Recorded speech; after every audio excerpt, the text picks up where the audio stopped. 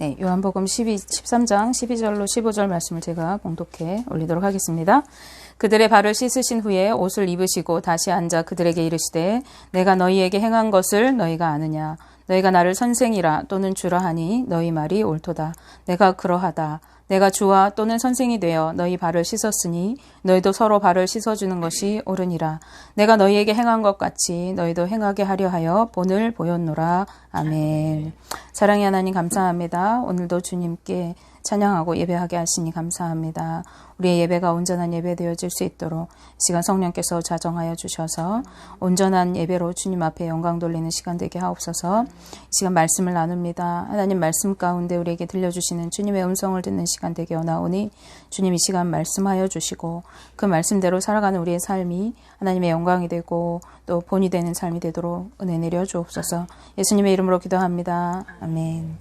네, 오늘은 내가 행한 것 같이 라는 제목의 말씀 우리가 함께 나누려고 합니다.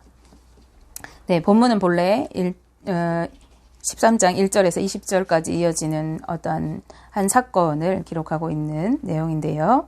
13장이 포함해서 13장에서 17장까지 이어지는 이 본문을 다락방 강화설교라고 하는 본문입니다. 다락방에서 예수님께서 순환당하시기 전에 제자들과 강론하셨던 설교의 말씀의 부분인데 오늘은 그 시작 부분으로 13장을 우리가 함께 보려고 합니다. 특별히 이 본문 말씀에는요, 말씀하신 것뿐만 아니라 행위로 직접 보여주심으로써 제자들도 주님의 행위를 따를 것을 교훈하고 있는 내용인데 13장 15절 말씀에서 주님은 내가 너희에게 행한 것 같이 너희도 행하게 하려 하여 본을 보였노라 라고 분명하게 자신이 행하신 목적을 말씀하고 계십니다.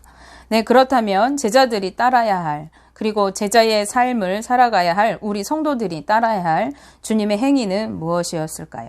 주님은 우리에게 무엇을 교훈하려고 하셨을까요? 오늘 말씀을 통해서 우리가 함께 생각해 보고자 합니다. 예, 유대인들의 명절인 유월절을 앞두고 예수님은 자신이 이제 세상을 떠나서 아버지께로 돌아가실 때가 되었다는 것을 아셨습니다. 그리고 자신을 따르는 제자들을 사랑하시되 끝까지 사랑하셨다고 성경은 말씀합니다. 요한복음 13장 1절 후반절 말씀에 세상에 있는 자기 사람들을 사랑하시되 끝까지 사랑하시니라 라고 말씀합니다. 네, 그도 그럴 것이 이때까지도 제자들은 누가 더 큰 자인가 다투고 있던 상황이었음을 우리는 다른 복음서들을 통해서 알 수가 있습니다. 또한 마귀는 이미 유다의 마음에 예수를 팔 생각을 넣었다라고 성경은 증언하고 있습니다. 그런 제자들의 안타까운 모습을 보시면서도 예수님은 그들을 사랑하셨습니다. 그러기에 예수님은 식사 자리에서 조용히 자신의 겉옷을 벗으셨습니다. 그리고는 수건을 가져다가 허리에 두르시고 대야에 물을 떠서 제자들의 발을 씻기시고 또 두르신 수건으로 닦기 시작하십니다. 제자들을 한 명씩 씻기신 예수님, 이제 베드로의 차례가 되었습니다. 그때 베드로가 이야기합니다. 주님, 어째서 주님이 제 발을 씻으시려고 하십니까? 네, 베드로가 이렇게 묻는 것은 당연한 일이었습니다. 왜냐하면 당시 유대 관습으로 외출해서 돌아오거나 또 음식을 먹기 전에 발을 씻는 것이 관례였는데요. 이때 이 발을 씻어주는 일은 그 집에서 가장 하급인 종, 제일 말단 하인이 닦아주게 되어 있었습니다. 그런데 자신들의 선생이면서 그리고 자신들이 인생을 걸고 따라다니는 주인과 같은 예수님께서 친히 자신들의 발을 씻어주시려고 하였기 때문입니다. 네, 이런 베드로에게 예수님이 말씀하십니다. 내가 왜 이렇게 하는지 지금은 네가 모르지만 나중에 때가 되면은 알게 될 것이다. 네, 예수님의 그 행위는 무언가 의도하신 바가 있었던 거죠. 그러나 베드로는 허락할 수가 없었습니다. 안 됩니다, 주님. 절대로 제 발을 씻으실 수가 없습니다. 네, 그때 예수님도 그래, 내가 그럼 너는 씻기지 않을게 이렇게 하신 것이 아니라 더욱 완강하게 말씀하십니다. 요한복음 13장 8절 중반절 말씀, 내가 너를 씻어주지 아니하면 내가 나와 상관이 없느니라. 네, 이렇게까지 예수님께서 완강하게 하신 데에는 이유가 있을 것 같습니다. 예수님이 제자들의 발을 씻기시는 것은 단순한 관습에 따른 것이 아니었습니다. 그것은 예수님이 곧 지시게 될 십자가로 인하여 온 인류의 죄를 씻어주심을 의미하는 것이었습니다. 그러기에 그 씻음에 참여하지 않는 자들은 주님과 관계없는 것입니다. 즉 십자가의 대속을 믿지 못하는 자들은 구원에 이를 수 없는 것입니다. 예수님의 말씀을 들은 베드로는 역시 열정맨답게 이렇게 얘기합니다. 주님, 내 발뿐만 아니라 내 손도 그리고 머리도 씻어 주소서, 이렇게 주님께 간청합니다. 예수님의 뜻을 잘 알지 못한 베드로는 이왕이면 자신이 주님과 가장 가까운 사이이고 싶었던 것 같습니다. 그러나 예수님은 이렇게 말씀하십니다. 13장 10절 중반절 말씀입니다. 이미 목욕한 자는 발밖에 씻을 필요가 없느니라. 온 몸이 깨끗하니라. 아멘. 네, 그들은 이미 주님 안에 있는 자들이었습니다. 그렇기 때문에 깨끗함을 얻은 자들이었어요. 그러나 목욕하여서 우리가 온 몸이 깨끗하게 되었다 해도 먼지가 가득한 길을 걷다 보면은 발이 더러워지듯이 우리가 완전하지 않은 인생이기 때문에 우리가 살아가다 보면은 구원받았다 할지라도 순간순간 죄 지으며 살아가게 됩니다. 그렇기 때문에 주님의 십자가를 생각하며 죄를 자백하고 성화되어져 가야 하는 것을 주님은 말씀하고 계신 것입니다. 네, 제자들의 발을 씻기신 예수님은 다시 옷을 입으시고 그리고 다시 자리에 앉으셨습니다. 이 겉옷을 벗으시고 다시 입으신 예수님의 행위는 의미가 있다고 하겠습니다. 네, 당시 유대인들에게 이 겉옷이라는 것은 여러 가지 역할을 하고 있어요. 중요한 재산 중에 일부분이기도 한 이 겉옷은 추위를 막아주는 이불의 역할을 하기도 하고 그리고 그 사람의 신분을 나타내기도 합니다. 그래서 예수님이 제자들을 발을 씻기시기 전에 이 겉옷을 벗으신 것은 자신의 신분, 즉 하나님과 동등된 영광의 자리를 내려놓으시고 낮아지셔서 이 땅에 오셨음을 의미합니다. 그것은 이 세상을 사랑하셔서 사랑하시고 또 끝까지 사랑하시는 주님의 마음을 나타내는 것입니다. 네, 그런가 하면은 발을 씻기심을 통해서 죄 씻음, 즉 구원을 위한 십자가의 고난을 담당하실 것을 나타내시고 그리고 이후에 다시 옷을 입으신 것은 부활하시고 다시 오르게 되실 하나님 보좌 우편, 즉 영광의 자리로 다시 돌아가게 되실 것을 의미하는 것이라고 볼 수 있겠습니다. 예수님이 제자들의 발을 씻기시는 행위는 예수님이 이 땅에 오심의 의미와 그 목적, 그리고 다시 돌아가게 되실 일련의 일들을 드러내신 사건이라고 하겠습니다.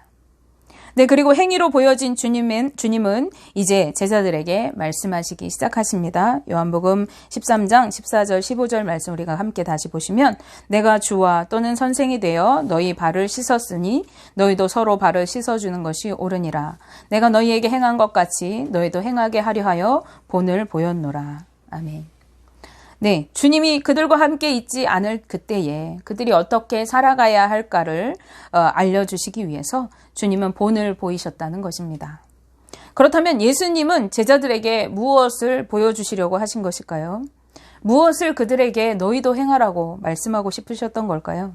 첫째는 서로 발을 씻어주라는 것입니다. 요한복음 13장 14절 말씀에 내가 주와 또는 선생이 되어 너희 발을 씻었으니 너희도 서로 발을 씻어주는 것이 옳으니라 라고 말씀하십니다. 네, 주님의 발을 씻어주심이 뭐라고 했습니까? 그것은 죄인된 우리를 깨끗하게 씻어주심, 즉 죄사함을 의미한다고 했습니다.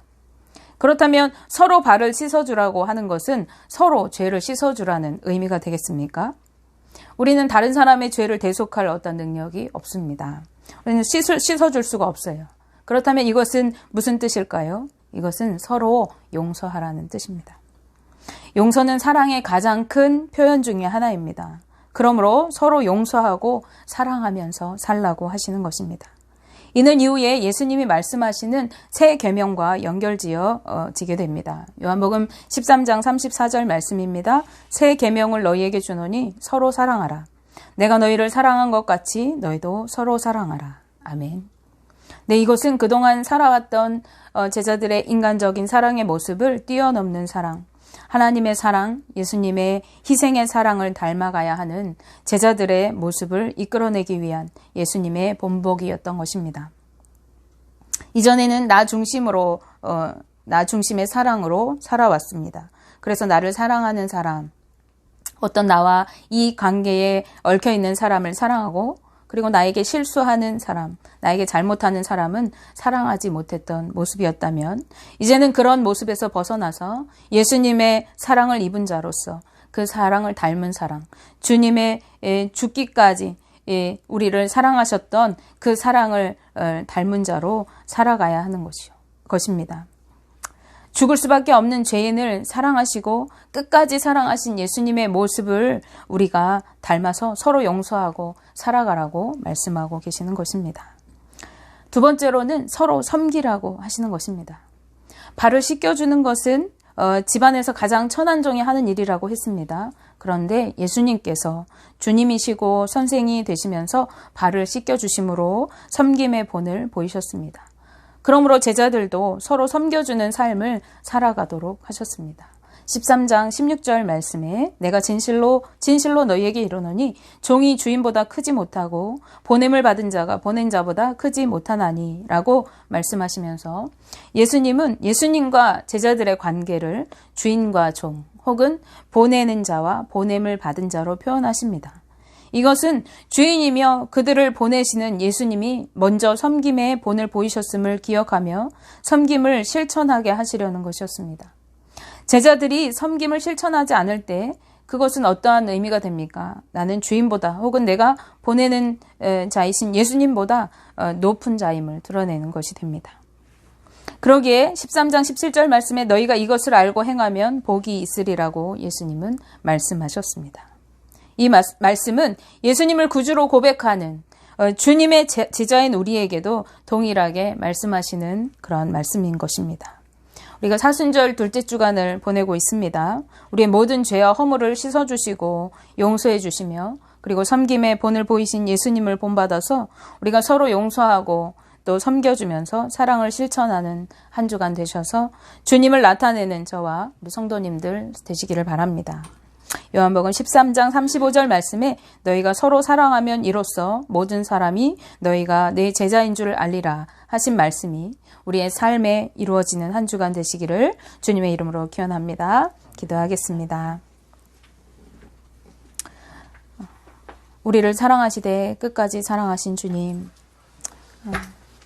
우리를 위하여 십자가 대속으로 죽을 수밖에 없는 우리의 죄를 사하시고 깨끗게 씻어주심으로 우리를 거룩한 하나님의 백성 삼아주심을 감사합니다. 또한 우리도 다른 사람을 그들의